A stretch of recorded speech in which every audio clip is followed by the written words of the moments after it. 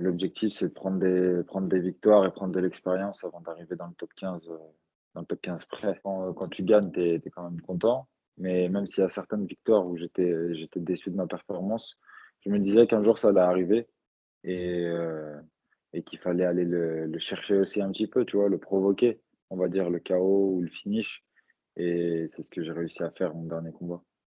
Hunter Campbell, le chef des matchmakers de l'UFC, c'est le deuxième de l'UFC après Dana White. Il m'a appelé, il m'a félicité, il m'a dit qu'il allait me donner des bons combats, tout ça. Ouais, il y a plus de respect, il parle plus avec mon manager, ça parle de moi maintenant, donc c'est bien. Et pour moi, voilà, c'est quelqu'un de solide, c'est quelqu'un que je prends au sérieux, mais je me sens plus fort dans tous les domaines face à lui. That my congregation so full of dub fakes. I'ma give a nigga breath. I like my stress. I invest in the bets and making niggas swap their every step. They gon' be a threat. And I ain't even got started with this shit yet. Bonjour à tous et bienvenue sur The Fight Club. Aujourd'hui, nouvelle vidéo, nouvelle interview avec Monsieur Fares. Fares, comment vas-tu? Ça va bien et toi? Écoute, je vais très bien. Fares qui sera de retour le 1er février 2025 en Arabie Saoudite. Est-ce que c'était un souhait de ta part de revenir aussi rapidement dans la cage? Ouais, c'était un souhait de ma part. Après aussi, c'était un souhait de l'UFC. On m'avait aussi proposé de combattre en décembre, mais après, j'ai pas eu de nouvelles dessus. Du coup, ça se fait en février. D'accord. Fares, tu as eu un premier passage à l'UFC assez étriqué, un deuxième tout aussi réussi qu'intéressant. Raconte-nous un peu comment tu es revenu au premier plan. Euh, Par rapport à mon premier contrat, tout ça. Ouais, tu sais, le fait que tu as eu ce premier contrat où c'était un peu difficile, de victoires, de défaites. Là, tu es revenu à l'UFC, tu as enchaîné 4 victoires consécutives. C'est un réel retour au premier plan. Qu'est-ce qui a changé chez toi, si quelque chose a changé, pour que tu puisses revenir à ce premier plan? Et bah alors, ce qui a changé chez moi, c'est bah, déjà autour de mon équipe. J'ai une équipe compétente et professionnelle. Et puis après, avec l'expérience, tout ça, je me suis lâché. Et on va dire qu'au niveau de ma confiance en moi, de mon mental, et ben je fais ce que je sais faire dans la cage à l'UFC. Ouais, comme je l'ai dit, tu es sur 4 victoires consécutives. Tu sais, dans pas mal de tes sorties médiatiques, tu répétais souvent que tu avais envie de finir tes combats, d'être plus méchant. Heu, Est-ce que c'était quelque chose qui te pesait psychologiquement de pas finir tes combats?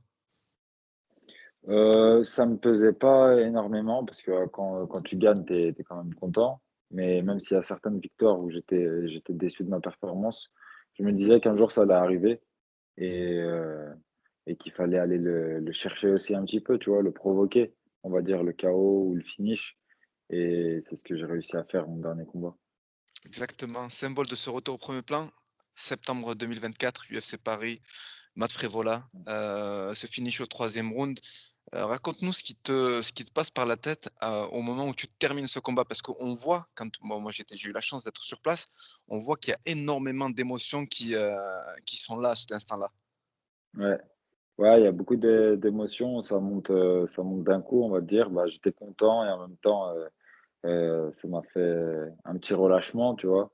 Parce que j'attendais ça depuis longtemps, et en plus je fais ça à la maison, donc j'étais content de faire ça à la maison. Ouais, j'imagine que enfin, la cerise sur le gâteau, c'est quand même cette performance de la soirée avec ce bonus de 50 000.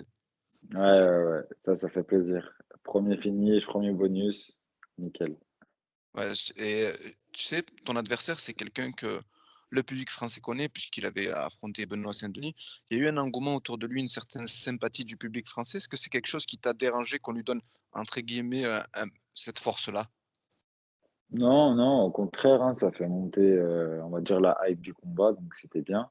Et puis, moi je dis toujours: «Les gens, ils font ce qu'ils veulent», tu vois? Ils veulent, suivre l'adversaire, d'un compatriote, bah, ils le font, tu vois? C'est eux qui décident au final, mais la finalité, c'est quoi? C'est que quand lui, il est rentré, il y a pas beaucoup de monde qui l'ont applaudi.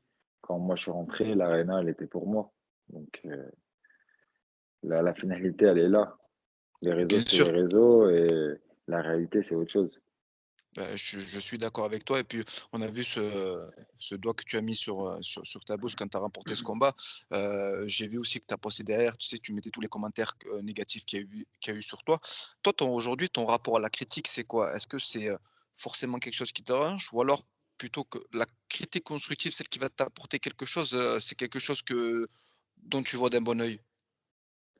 Bah, en fait, je me dis que au niveau où on en est, la critique, tout ça, c'est obligé qu'il y en ait. Parce que voilà, on nous regarde beaucoup, il y a beaucoup d'attention sur nous. Même si, par exemple, j'ai pas 1 million de followers, moi je sais qu'il y a beaucoup de gens qui me regardent, qui vont voir ce que je fais, tout ça. Et bah, faut l'accepter, faut la prendre comme une force, c'est-à-dire, ah bah, vous pensez ça, bah, je vais vous montrer le contraire ou il faut l'accepter, ça fait partie du jeu maintenant, c'est dans le sport, que ça soit, dans tous les sports, de toute façon, il y a de la critique et en MMA, au début, il y avait pas trop de critiques parce que, bah, les gens nous supportaient beaucoup parce qu'il y avait pas beaucoup de combattants, ils savaient pas ce que c'était que le MMA et là maintenant, il y a un nouveau public, il y a de plus en plus de fans et du coup la critique, elle fait partie du jeu. Elle te pousse, toi, la critique, elle te galvanise dans tes combats, c'est quelque chose, c'est un élément qui te motive? J'essaie de pas y penser pendant, mes fight camp et tout, elle va me motiver si on me critique, mais sinon, j'y pense pas parce que c'est quand même, du négatif, la critique. Après bien sûr, il y a la bonne critique, il y a la mauvaise critique, mais moi j'essaye de pas y porter importance, d'être concentré sur moi, d'être concentré sur mon combat, parce que l'objectif c'est que quand je rentre dans la cage, bah, je gagne mon combat. Bien sûr. Et là, actuellement, tu es sur ton deuxième combat dans ton nouveau contrat avec l'UFC. Est-ce que tu sens que financièrement, même dans les discussions, il y a plus de respect qui est posé sur ton nom aujourd'hui avec l'UFC? Bah, oui, que là, surtout après ma performance contre Frevola, bah, du coup, j'ai signé un troisième contrat, après mon combat contre, Puelles. C'est là que j'ai signé un nouveau contrat avec l'UFC et j'ai attaqué, bah, mon premier combat, de mon nouveau contrat avec, Matt Frevola et oui, il y a plus de respect. Après mon combat contre Frevola, il y a Hunter Campbell, le chef des matchmakers de l'UFC, c'est le deuxième de l'UFC après Dana White. Il m'a appelé, il m'a félicité, il m'a dit qu'il allait me donner des bons combats, tout ça. Donc, ouais, il y a plus de respect, il parle plus avec mon manager, ça parle de moi maintenant, donc c'est bien. Donc actuellement, Fares est dans les petits papiers de l'UFC. C'est bien qu'on parle de toi, puis qu'on sente qu'il y a un réel intérêt de l'UFC de te faire évoluer et pourquoi pas rentrer déjà prochainement dans le top 15. C'est une bonne chose, non? Oui, c'est une bonne chose. Bah, ça suit le cours de l'évolution, j'ai envie de te dire. Après, top 15, on verra quand ça sera l'heure. Bien sûr. Et en termes d'évolution de carrière, le plan, c'est quoi? Est-ce qu'en termes d'adversité, 2025, on peut s'attendre à de steps plus importants? Ouais, je pense. Après, mon manager, il veut aller doucement. C'est ce qu'il me dit. Il me dit qu'on va aller doucement, même si tu as combattu contre Evola, tout ça. L'objectif, c'est de prendre des victoires et prendre de l'expérience avant d'arriver dans le top 15 prêt. D'accord. Et le plan 2025 idéal pour toi, ça serait quoi? Ça serait de combattre combien de fois? Ça serait qu'est-ce qu'il y a comme objectif pour 2005? 2025, 2005. Bah, c'est de combattre 3 fois. Combattre là en février, prendre une petite pause pour le ramadan, recombattre, au mois de juin et s'il y a un UFC Paris en septembre, bah, combattre à l'UFC Paris. D'accord. Et tu sais, Fares, l'évolution du MMA fait que et même du sport en général, fait que les gens sont constamment en train de s'améliorer et je pense que comme moi et beaucoup d'observateurs l'ont également, remarqué, observé, il y a une certaine évolution physique chez toi. On te sent plus dur, plus rempli physiquement. C'est quoi ton secret? C'est la préparation physique. Après mon combat contre, Puelles, j'avais dit, bah, à mon préparateur physique, Big Jam, que j'étais pas assez fort physiquement, bah, il m'a dit: «On va faire 4 séances par semaine, on va faire de l'hypertrophie» et c'est ce que j'ai fait. Ça fait que quand je tournais en grappe ou que je tournais en MMA, j'étais moins fort parce que je congestionnais vite, mes bras, ils étaient lourds, mes jambes, elles étaient lourdes et c'est ce qui a fait que physiquement, bah, j'ai pris, 2-3 kilogrammes en faisant, de l'hypertrophie, pendant 2 ou 3 mois et après on est resté sur la force et après le combat contre Feu, voilà, on est retourné sur l'hypertrophie mais du coup plus sur les jambes Du coup, là, je vais encore évoluer physiquement. Ben, c'est ce que j'ai vu moi quand je t'ai vu à l'UFC Paris, j'ai senti chez toi une évolution physique, je t'ai senti plus imposant physiquement et même au niveau des poignets, les jambes et tout, je t'ai senti plus imposant et ben, on a senti que déjà tu as pu mettre en place cette stratégie puisque dans le combat, tu as été un Frévola d'une manière assez incroyable et donc on sent que le travail paye tôt ou tard et aujourd'hui sur ce combat-là, il a Merci, bien payé. merci. Heu, J'aimerais que tu nous parles d'un de tes coachs, qui est pas forcément en lumière, heu, monsieur Fateh, Ouais. qui est ton head coach, qui est aussi coach de JJB. Est-ce que tu pourrais nous parler de lui? Et bah, Fater, c'est un coach de MMA depuis. En gros, il m'a d'abord coaché en grappling. Il me coachait beaucoup en grappling. Et puis, j'avais plus de coach de MMA. Du coup, c'est lui qui est devenu mon coach de MMA. Et aujourd'hui, c'est quelqu'un qui s'est formé déjà au sein de la Fédération française de MMA. C'est quelqu'un qui est constamment en évolution, qui cherche à apprendre encore, il regarde tous les combats, il essaie de voir des techniques. Et voilà, ses cours, ils sont très bien, il s'adapte bien aussi au type d'adversaire qu'on va affronter, que ce soit pour moi ou quelqu'un d'autre. Et on fait des bons entraînements spécifiques et on a déjà commencé pour le 1er février. En tout cas, moi, je tiens à saluer son travail parce qu'il fait un travail remarquable. Il est dans l'ombre, c'est un choix de sa part et je trouve que c'est bien aussi de toucher un ou 2 mots sur lui et de mettre en avant son travail Ouais, parce qu'il le mérite, amplement. ouais, ouais, ouais. Et je voudrais aussi qu'on fasse une petite transition. Tu sais, il y a ton partenaire d'entraînement, Yanis Guémouri, qui malheureusement a quitté l'UFC. Est-ce que tu Ouais. pourrais nous parler un petit peu de lui? Et bah, Yanis Guillemot, bah, depuis qu'il a quitté l'UFC, il est toujours à 100% à la salle. Il s'entraîne, il reste prêt pour une opportunité. Et je sais pas encore vraiment où est-ce qu'il va signer ou voilà, nous on aimerait qu'il signe dans une bonne ligue qu'il se refasse, comme on dit, qu'il enchaîne les victoires. Et c'est tout ce qu'on veut pour lui. On espère qu'il va revenir de la meilleure des manières et qu'il aura une organisation à la hauteur de ses attentes et que pourquoi pas il puisse revenir à l'UFC par la grande porte. Comme je l'ai dit tout à l'heure en introduction, tu reviendras à l'UFC le 1er février 2025 en Arabie Saoudite. Tu vas affronter Mike Davis, qui s'entraîne avec un de tes anciens adversaires, Terence McKinney. C'est un adversaire qui reste lui également sur 4 victoires consécutives. La dernière face à Nathan Levy, performance de la soirée, un étranglement bras-tête. Qu'est-ce que tu penses de cet adversaire? Bah, ce que je pense, c'est que c'est un adversaire solide. Peut-être que lui aussi, il est pas très loin du top 15 parce qu'avant moi, il devait affronter Drew Dober OK. et je crois qu'il s'était blessé.